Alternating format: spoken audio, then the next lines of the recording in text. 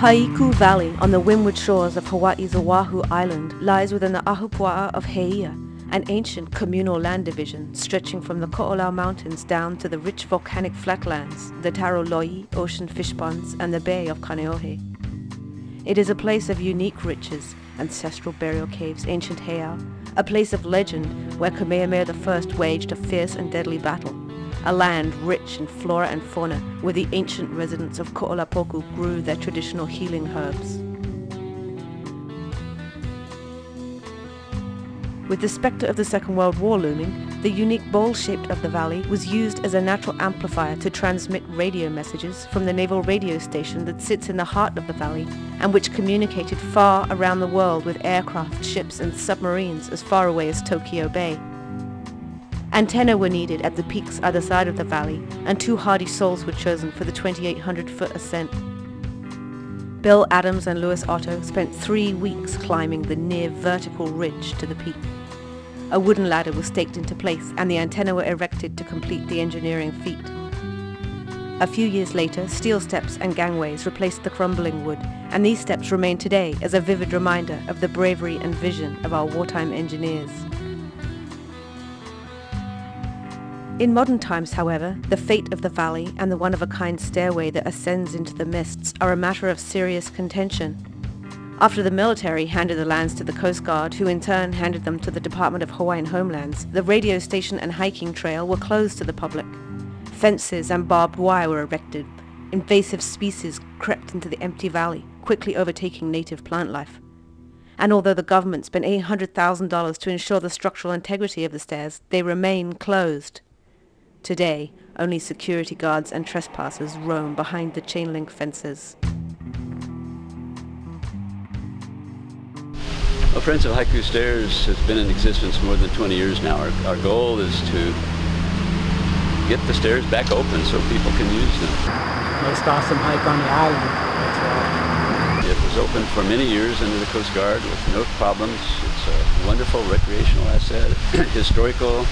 It was a very important part of the Navy's effort during the war, and it's just something that is too good to let go. It was built in '42, wooden steps.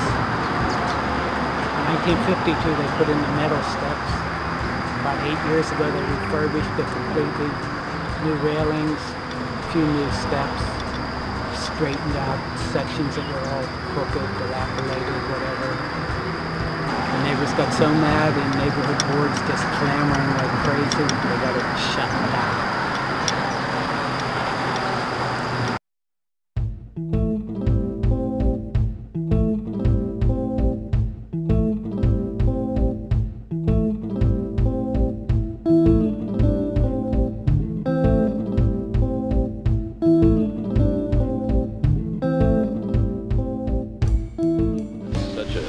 Important historical, cultural site that it's just a shame to see it go to waste.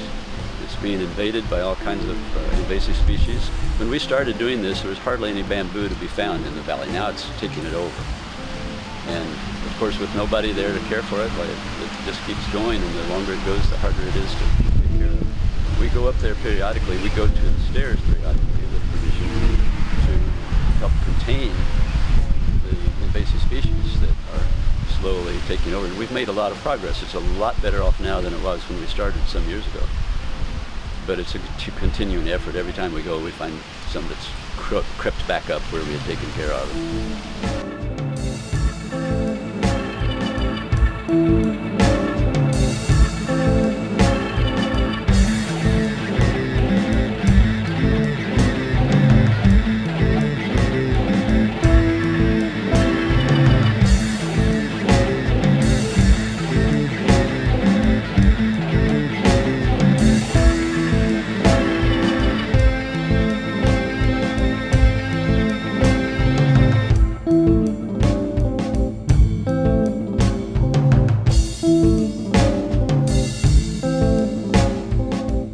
I actually kind of liked it when it was a little crazy, when they were missing some rails and you had to climb the ropes to get up.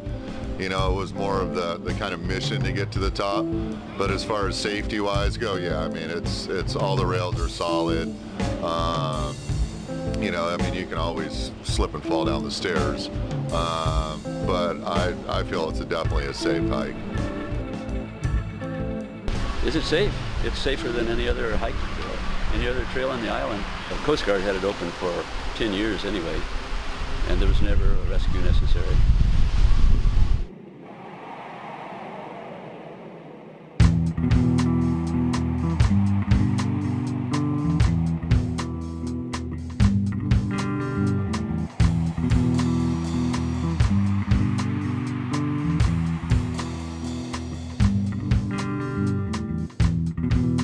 It just seemed like a beautiful place. I can imagine, you know, 100 years ago, you know, it seems like it would be this sacred place that, you know, I think probably people gathered to.